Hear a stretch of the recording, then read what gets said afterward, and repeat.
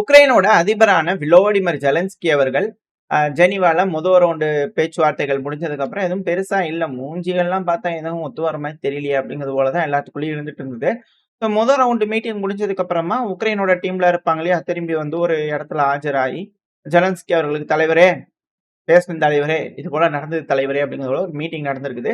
அப்படியே வீடியோ வந்து பார்த்தீங்கன்னா, ஒண்ணொண்ணு வந்து பார்த்தீங்கன்னா, அப்படியே ஹாலிவுட் ரேஞ்சில வந்து பார்த்தீங்கன்னா, வரலாறுல பொறிக்க படக்கூடிய வீடியோ பதிவுகள் அல்லவா.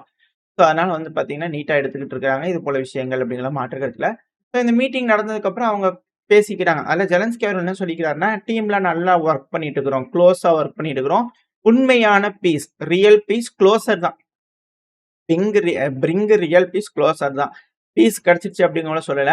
ஸோ, உண்மையான பீஸ நெருங்கி போறதுக்கான விஷயங்கள் நாங்க பேசிக்கிட்டு இருக்கோம். செக்யூரிட்டி கேரண்டி வந்து பிரியாரிட்டைஸ் பண்ணி பேசிக்கிறோம் அப்படிங்கிற ஒரு இடைச்சொல்கள். ஸோ, இத வச்சு நம்ம தெரிஞ்சுக்கலாம் என்ன பேசியிருப்பாங்க, எப்படி நடந்திருக்கு அப்படிங்கிறது போல. ஸோ, 2ஆம் கட்ட பேச்சுவார்த்தைக்கு போறதுக்கு முன்னாடி மங்களம் உண்டாகட்டும் அப்படிங்கிறது போல வாழ்த்துக்கள் சொல்லி அந்த டீமுக்கு வந்து பார்த்தீங்கன்னா, பூஸ்ட் குடுத்து மோட்டிவேட் பண்ணி முதல் ரவுண்ட் இருக்கக்கூடிய குறை நிறைகள தெரிஞ்சுக்கிட்டு 2வது ரவுண்டுக்கு விஷயங்கள சொல்லி வந்து பண்ணா, போங்க போய் ஜெயிச்சுட்டு வாங்க அப்படிங்கிறது போல வாழ்த்து அனுப்பி வைக்கிறாரு. 2வது ரவுண்டான நெகோசியேஷன் நடக்க போற டைம்ல ஜெலன்ஸ்கி அவர்கள் திரும்பி வந்து பார்த்தீங்கன்னா, நம்ம புட்டின் அவர்கிட்ட பேசி தான் தீரணும் போல இருக்குது. ஒரு டெட்லாக்கான சிச்சுவேஷன் இருக்கு. இந்த டெட்லாக்க வந்து நம்ம உடைக்கணும் அப்படின்னா, தலைவர்களோட மீட்டிங் நடந்து தான் தீரணும். அதனால நம்ம புள்ளைகள்கிட்ட என்ன சொல்லி அனுப்பியிருக்கேன் அப்படின்னா, ஜெனீவாலயே வச்சு தலைவர்களுக்கான மீட்டிங் அரேஞ்ச் பண்றதுக்கான வழிகள பார்க்க சொல்லுங்க அப்படிங்கிறது போல சொல்லியிருக்கிறதா வந்து பார்த்தீங்கன்னா சொல்லிக்கிறாங்க. ரஷ்யா என்ன கேட்குறாங்கன்னா, "ஜெலன்ஸ்கி ஊருக்கு வாப்பா பேசிக்கலாம்" அப்படிங்கிற கேட்குறாங்க. இவரு என்ன கேட்குறாரு, சுவிட்சர்லாந்து ஆல்ரெடி ரஷ்யாவோட டெலிகேஷன் போறதுக்கு சுத்திட்டு போயிருக்கிறாங்க. எப்படின்னா, ரஷ்யாலருந்து கருங்கடல் வழியா, துருக்கி வழியா, இட்டாலி போயிருக்கிறாங்க. நார்மலா ரஷ்யா, பெலரூஸ், போலாண்டு, ஆஸ்ட்ரியான்னு நெனைக்கிறேன். போனாங்கன்னா கிராஸ் பண்ணாங்கன்னா சுவிட்சர்லாந்து போய்க்கலாம். அதுக்கு இதுவே வந்து பார்த்தீங்கன்னா, ஊர சுத்திட்டு போயிருக்கிறாங்க. காடு, மலை, வீடு தாண்டி போயிருக்கிறாங்க. இதுல விளாடிமிர் புட்டின அவர்கள கூட்டிட்டு போயி, யூரோப்போட ஹார்ட்ல உட்கார வச்சு பேசுவாய்ங்களா? இல்ல அதுக்கு அவங்க வருவாங்களா? அப்படிங்கிற கேள்விகள் இருக்கு. பட் இருந்தாலும் இவர் என்ன பேசுறாரு? என்ன மாரியான மண்டையில வச்சுட்டு பேசுறாரு அப்படிங்கிறது தெரியல அப்படின்னு பல அனலிஸ்ட்களோட கருத்துக்கள். பட் இருந்தாலும் இன்ஸ்ட்ரக்ஷன் குடுத்திருக்கிறாரு போடி. ஜெனீவால லீடர்ஸ்களோட மீட்டிங் நடக்கிறதுக்கான வழிகள பார்ப்பாய்ங்க பிள்ளைக அப்படிங்கிறத செலன்ஸ்கி அவர் சொல்லிக்கிறாரு. ஸோ பார்ப்போம். இதே விளாடிமிர் மென்ஸ்கி அவர்கள் இந்த டீம் நெகோசியேஷன் டீமோட லீட் இருக்கிறார் இல்லையா? ரஷ்ய தரப்புலருந்து. ஸோ அவரு என்ன சொன்னாருன்னா, "நாங்க பேசணும்ங்க. நெகோசியேஷன் வந்து பண்ணா ரொம்ப டிஃபிகல்ட்டா தான் இருக்கு. ஆனா பிசினஸ்லாம் பிசினஸ் பொடி தான். அதுன்னு இப்போ ஒரு வேலை நடந்துகிட்டு தான் இருக்குது. சீக்கிரமா அடுத்த மீட்டிங் நடக்கும்" அப்படிங்கிற போல சொல்லிட்டு போயிட்டாரு. அடுத்த ரவுண்ட் ஆஃப் நெகோசியேஷனுமா அப்படிங்கிற போல கேள்விகள். ஸோ கட்டம் கட்டமா பேசுறாங்களே தவிர, என்ன கட்டங்கட்டி பேசுறாங்க அப்படிங்கிறத சொல்ல மாட்றாங்க.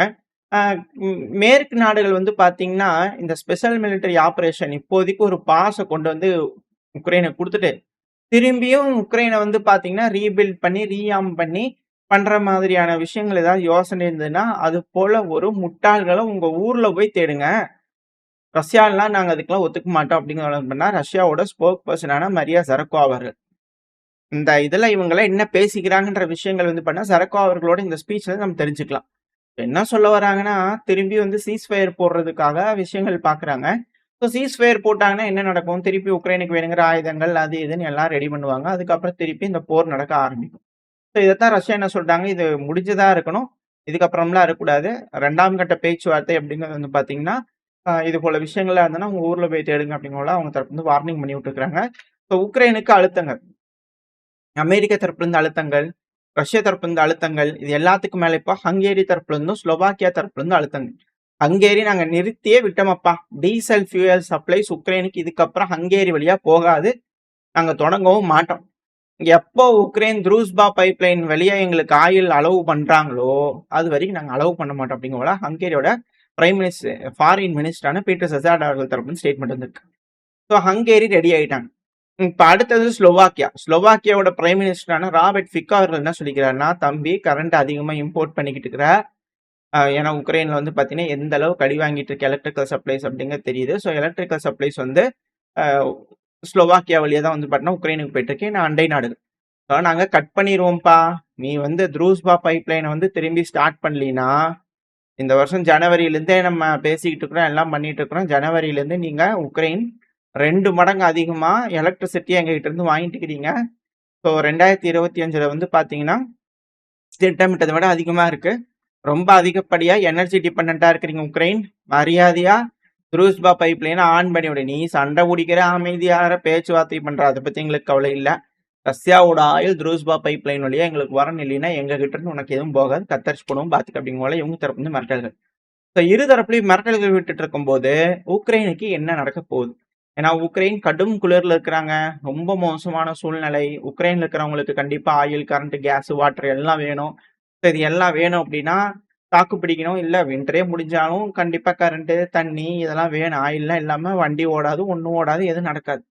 இதெல்லாம் வேணும்னா கண்டிப்பா இந்த நாடுகளோட உதவிகள் வேணும். யூரோப்பியன் யூனியன் என்ன முடிவுகள் எடுக்க போறாங்க?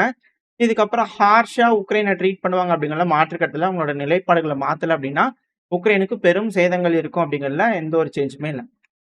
இப்ப அட் த சேம் டைம் நம்ம அப்படியே ஈரானுக்குள்ள வந்துட்டோம் அப்படின்னா ஈரான்ல வந்து ரஷ்யாவோட எனர்ஜி மினிஸ்டர் செர்கி த்ரிஷ்லோவ்கே அவர்கள், எனக்கு கொஞ்சம் பேர் கட்டால இந்த வீடியோ இருக்கிறார் இல்லையா, அவர் தான். அவர் வந்து ஈரான்ல போய் கேஷுவலா வந்து பாத்தீங்கன்னா நட்ஸ் வாங்குறாரு. வேணுங்கக்கூடிய பொருட்களை வீதியில வந்து பாத்தீங்கன்னா வாங்குறாங்க வெண்டார்ஸ் கிட்ட. அதுவும் ஈரானோட ஆயில் மினிஸ்டர் பக்கஞ்சந்த் அவர்கள், பேர் எனக்கு கொஞ்சம் கரெக்டா வரல.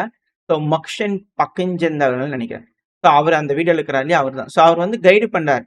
அதாவதுங்க எப்பவுமே ஈரான்ல நட்ஸ் வாங்கணும் அப்படிங்கும்போது இது போல வாங்கணும், இது மாதிரி வேணா நல்லா இருக்கும் அப்படிங்கிற சொல்றாரு. இதுல என்னன்னா ரஷ்யா ஈரான் பேமெண்ட் கேட்வேவை இணைக்க போறாங்களா, அதுதான் இதோட வெளிப்பாடு அப்படிங்கிற பல அனலிஸ்டோட கருத்துக்கள்.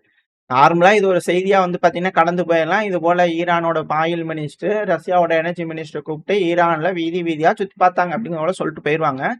பட் ஆனா அனாலிசிஸ்லாம் என்ன பேசிக்கிறாங்க அப்படின்னா பேமெண்ட் சிஸ்டம். ஆக்சுவலா இதே போல ஒரு விஷயம் வந்து பாத்தீங்கன்னா நம்ம நாட்டிலேயே நடந்துச்சு. அந்த டைம்ல வந்து பாத்தீங்கன்னா ஜெர்மனின்னு நினைக்கிறேன். கேன் பே வரும்போது வந்து பாத்தீங்கன்னா இது போல மிளகா வாங்கிட்டா ஏதோ ஒன்று வந்து பண்ணா ஸ்ட்ரீட் வெண்டர்ஸ்க்கு எல்லாம் பே பண்றாங்க அப்படிங்கிற செய்திகள். இப்ப இது போல நடக்குதுன்னா யார் வேணாலும் ஈரான்குள்ள போய் எதை வேணாலும் நம்ம ஸ்கேன் பண்ணி வாங்கிக்கலாம். யார் வேணாலும் ரஷ்யாக்குள்ள போய், அதாவது இந்த யுனைட்டடா இருக்கக்கூடிய நாடுகள், ஒற்றுமையா இருக்கக்கூடிய நாடுகள், அவங்க ஒரு யூனியனா உருவாக்கிட்டு இருக்கிறாங்க. பிரிக்ஸ் யூனியன் இருக்கு இல்லையா, அந்த நாடுகளுக்குள்ள யார் வேணாலும் சீனாக்குள்ள போய் வேணுங்கிற பொருள்லாம் நம்மளே ஸ்கேன் பண்ணி கொடுத்து வாங்கிட்டு வந்துடலாம். இன்னொரு நாடுகளோட காசு நம்மளுக்கு தேவையில்லை அப்படிங்கிறது போல வந்து பாத்தீங்கன்னா இவங்க சொல்லிட்டு இருக்கிறாங்களா அப்படின்ற கேள்விகள் திரும்பவும் மிக பெரும் அளவுல பேசுபொருளா மாறிட்டு இருக்கு. இந்த ஒரு நியூஸ்க்கு பின்னாடி எவ்வளவு விஷயங்கள் இருக்கு அப்படிங்கிறது வந்து பாத்தீங்கன்னா போக போக உங்களுக்கு தெரிய வரும். இதோட இம்பார்ட்டன்ஸ் ரொம்ப அதிகம். ஸோ அதனால உங்களுக்கு ஒரு துணுக்கு செய்தியா சொல்லிட்டு போறேன். இது பெருமளவுல பேசக்கூடிய டைம் வரும் இல்லையா, ஸோ அப்போ இதை நீங்க நோட் பண்ணி வச்சுக்கோங்க. நம்ம சென்ட்ரல் டிகோஸ்ல பார்க்கலாம். இப்போ மெயினான விஷயம் என்ன அப்படின்னா ரஷ்யாவோட நேவி ஈரானோட போர்ட் பந்தார் அபாஸ்குள்ள வந்து பாத்தீங்கன்னா வந்திருக்கு. எக்ஸசைஸ் ஷெட்யூல் பண்ணியிருப்பாங்க இல்லையா, நேவல் எக்ஸசைஸ். ஸோ அதுக்கு வந்து கல்ஃப் ஆஃப் ஓமன் அப்புறம் இந்தியன் ஓஷன் நம்ம சைடில் வந்து பாத்தீங்கன்னா எப்படித்தான் இந்த பகுதியெல்லாம் இருக்குது, என்னதான் நடந்துகிட்டு இருக்கு அப்படிங்கிறத வேடிக்கை பார்க்கறதுக்காக சைனா, ஈரான், ரஷ்யா இவங்களும் எப்பவும் பண்ணிட்டு இருக்கிறதா வருஷம் வருஷம். ஸோ அது போல வந்து பார்த்தீங்கன்னா இந்த பக்கத்தில் வந்துருக்கிறாங்க ரஷ்யா, டாகா இருக்காங்க. போர் பதட்டம் உச்சகட்டத்தில் இருக்கக்கூடிய சமயத்தில் ரஷ்யாவோட போர்க்கப்பல்கள் இங்கே இருக்கு. ஸோ ரஷ்யா அமெரிக்காவோட விமானங்களை ட்ராக் பண்றதுக்கு, உளவு பார்க்கறதுக்கு, என்ன நடக்குதுன்ற விஷயங்கள் தெரிஞ்சுக்கிறதுக்கு, இம்மீடியட்டா செய்திகளை வந்து பார்த்தீங்கன்னா சொல்றதுக்கு, பல விஷயங்களை சேஃப் பண்றதுக்கு, இது போல விஷயங்களுக்கு இது போல கப்பல்கள் யூஸ் ஆகுமா அப்படின்ற கேள்விகள் பலது இருக்கு. ஆல்ரெடி சைனாவோட உளவு கப்பல்கள் அங்கதான் சுத்திட்டு இருக்குது அப்படிங்கிற செய்திகள் இருக்கு. ஸோ இதுக்கப்புறம் எந்த மாதிரியான விஷயங்கள் இங்க எப்படி வந்து எஸ்கலேஷன்ஸ் டெவலப் ஆக போகுது அப்படிங்கிறது பார்க்கலாம். ஸோ ரஷ்யா இந்த இடத்துல வந்து பார்த்தீங்கன்னா களத்துல இறங்கி இருக்கிறாங்க, சீனாவும் வந்திருக்காங்க. இதனால நேர யுத்த காலத்துக்குலாம் போக மாட்டாங்க. மறைமுகமான உதவிகள் டெஃபினட்டா இருக்கும் அப்படிங்கிற மாற்று கருத்துல. ஸோ காலையில பதிவுல பார்த்திருந்தா ஈரான் ரஷ்யா வந்து பாத்தீங்கன்னா ஜாயிண்ட் எக்ஸசைஸ் கண்டக்ட் பண்ண போறாங்கன்ட்டு. ஸோ வந்துட்டாங்க, இந்த பகுதியில் வந்திருக்கிறாங்க ஈரான். அதோட இமேஜஸ்லாம் வந்துகிட்டு இருக்கு. ஸோ இதுக்கப்புறம் வந்து பாத்தீங்கன்னா என்ன மாதிரியான விஷயங்கள் 19 பிப்ரவரி 19 இங்க நடக்க போகுது. அது வரைக்கும் அமெரிக்கா வேடிக்கை பார்ப்பாங்களா, இல்லை அதுக்குள்ளேயே வந்து பாத்தீங்கன்னா அட்டாக்ஸ் ஆரம்பிச்சிருவாங்களா அப்படின்ற கேள்விகள். ஏன்னா ஆல்ரெடி ஈரான் வந்து பாத்தீங்கன்னா இந்த இடத்துல இந்த ஸ்ட்ரைட் ஆஃப் ஹார்மோஸ் வந்து பாத்தீங்கன்னா பிளாக் பண்ணிக்கிட்டு இருக்காங்க, அங்க ட்ரில் பண்ணிக்கிட்டு இருக்காங்க. ஸோ அந்த இடத்துல வந்து பாத்தீங்கன்னா டசன்ஸ் ஆஃப் டேங்கர்ஸ், கார்கோ கப்பல்கள்லாம் வந்து பாத்தீங்கன்னா அந்த பகுதியில அதிகப்படியான கப்பல்களை ஸ்ட்ரைட் ஆஃப் ஹார்மோஸ்ல நிப்பாட்டி வச்சிருக்கிறாங்க. ஏன்னா ஈரான் அந்த பகுதிகளில் வந்து பண்ண ட்ரில் பண்ணிட்டு இருக்கிறதுனால சேதங்கள் ஏற்பட்டக்கூடாதுன்றதுக்காக சேஃபான இதில் நிப்பாட்டிட்டு இருக்கிறாங்க. ஸோ அந்த வெசல்ஸ்க்குலாம் வந்து பார்த்தீங்கன்னா ஈரான் கிட்ட இருந்து கிளியரன்ஸ் கிடைச்சதுனால அது பாஸ் ஆகியே போகும். ஸோ ஈரான் உலகத்துக்கு என்ன சொல்ல வராங்கன்னா, தம்பிகளா இதுதான் கேட்வே, எனர்ஜி கேட்வே. யாராவது போருக்குன்னு யாராவது வரும்போது யாராவது அமெரிக்காவுக்கு உதவுனீங்கன்னா என்ன நடக்கும்ன்றத பாத்துக்கங்க ஐயா அப்படிங்கிறது வந்து பண்ண உலகத்துக்கு இப்ப இந்த எனர்ஜி கேட்வேயை க்ளோஸ் பண்ணி ஈரான் என்னன்றதை முன்கூட்டி காமிச்சுக்கிட்டு இருக்காங்க. ஈரான் அவங்களால முடிஞ்ச வரைக்கான பிரஷர் போட்டுட்டு இருக்கா. அட் த சேம் டைம் அமெரிக்காவும் பிரஷர். நம்ம காலையிலேயே பார்த்தோம் 50 விமானங்கள் கிட்ட வந்துட்டு இருக்குன்னு. தொடர்ந்து விமானங்கள் அமெரிக்காலேருந்து யூகேக்கு வரதும், யூரோப்புக்கு வரதும், அங்கேருந்து திருப்பி மிடில் ஈஸ்ட்டுக்கு வரதுன்னு ஹெவியான பிளைன் டிப்ளாய்மெண்ட் 4 மணி நேரத்துல அட் த சேம் டைம் 40 விமானங்கள் வானத்துல பறந்துட்டு இருக்கு அப்படிங்கிறது போல விஷயங்கள். ஸோ ஹெவியான ஒரு ப்ரெஷர் வந்து பார்த்தீங்கன்னா, ஈரானுக்கு காட்டுறாங்க. அப்போ பேச்சுவார்த்தைகள் எதுவும் உடன்படுற மாரி தெரியலையா அப்படின்ற விஷயங்கள். இந்த சேம் டைம்ல வந்து பார்த்தீங்கன்னா, என்னதான் நடக்குதுன்ற விஷயத்துக்கு கிளாரிட்டியா தெரிஞ்சுக்கிறதுக்கு, அமெரிக்காவோட துணை அதிபரான ஜேடி வான்ஸ் அவர்கள் ஈரான பத்தி மீடியால பேசும்போது, அந்த ஆங்கர் கேட்கும்போது விஷயங்கள் சொல்றாரு.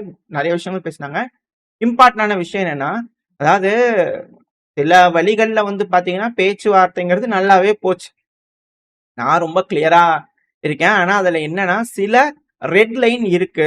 நம்மளோட அதிபர், அதாவது ட்ரம்ப் அவர்களுக்கு சில ரெட் லைன் இருக்கு. அத பத்தி ஈரான் பேசவே மாட்டேன்றாங்க. அத பத்தி பேச்சுவார்த்தையில என்ட்ரே ஆகமாட்றாங்க. அதையும் நான் சொல்லிக்கிறேன். ஸோ பேச்சுவார்த்தைகள் சில விஷயங்கள் அப்படிங்கிறதுல நடக்குது. ஆனா, நம்மளோட ரெட் லைனுக்கு அவங்க ஒத்து வர மாட்றாங்க. அப்படிங்கிறது உள்ள ட்ரம்ப் அவர்கள் நினைக்கிறதா இவரு ஜேடி வான்ஸ் அவர்கள் சொல்றார். ஸோ அமெரிக்கா கண்டிப்பா இந்த இடத்துல 3 ஸ்ட்ரைக் கேரியர் கொண்டு வந்து நிப்பாட்டுவேன். இந்த ஏரியால பார்ப்பேன், பண்ணுவேன் அப்படின்னு சொல்றாங்க. ஸோ ஒரு மிகப்பெரும் யுத்தம் நடக்குமா அப்படின்ற கேள்விகள், பதட்டங்கள் இந்த மிடில் ஈஸ்ட்ல வந்து பண்ணா கொஞ்சம் கூட குறையாம இருந்துகிட்டு தான் இருக்கு. அட் த சேம் டைம் அப்படியே நம்ம தெற்கு அமெரிக்காவுக்கு போயிட்டோம் அப்படின்னா, அங்க கார்ட்டர்கள் மேல தொடர்ந்து தாக்குதல் பண்றோம். அந்த போட் வருது. அது மேல நாங்க அட்டாக் பண்றோம் அப்படிங்கிறது போல அமெரிக்க தரப்பு வந்து திரும்பி ஒரு ஸ்ட்ரைக் பண்ணிக்கிறாங்க. ட்ரக் கார்ட்லஸ் அடிக்கிறோம். ஆனா அது மிக பெருமளவுல வெடிக்குதே. இது என்னது ஆயிலா? அப்படிங்கிற கேள்விகள் இருக்கு. ஆல்ரெடி வெனிசுலாக்குள்ள அமெரிக்கா போயிட்டாங்க. எல்லாம் பார்க்குறாங்க, செய்றாங்க. பட் இருந்தாலும் இங்க இன்னமும் இந்த தாக்குதல்கள் நடந்துட்டு இருக்கு. அதுக்கான காரணம் கியூபாவ லாக் பண்றதுக்கா? அப்படின்ற கேள்விகள். ஸோ வெயிட் பண்ணி பார்ப்போம். என்ன நடக்க போகுது? ஏது நடக்க போகுதுன்னு சொல்லிட்டு. ஏன்னா, கியூபா வந்து எனர்ஜி கேட்டாஸ்ட்ராஃபி நடந்துகிட்டு இருக்கு இல்லையா? ஹியூமானிட்டேரியன் கேட்டாஸ்ட்ராஃபின்னு சொல்லிட்டு மெக்சிகோலாம் மனிதாபிமான அடிப்படையில உதவிகள் செய்றோம் அப்படிங்கிற சில விஷயங்கள் செஞ்சுகிட்டு இருக்காங்க. கியூபா வந்து பார்த்தீங்கன்னா, மோசமான அழிவுகள்ல இருக்கு.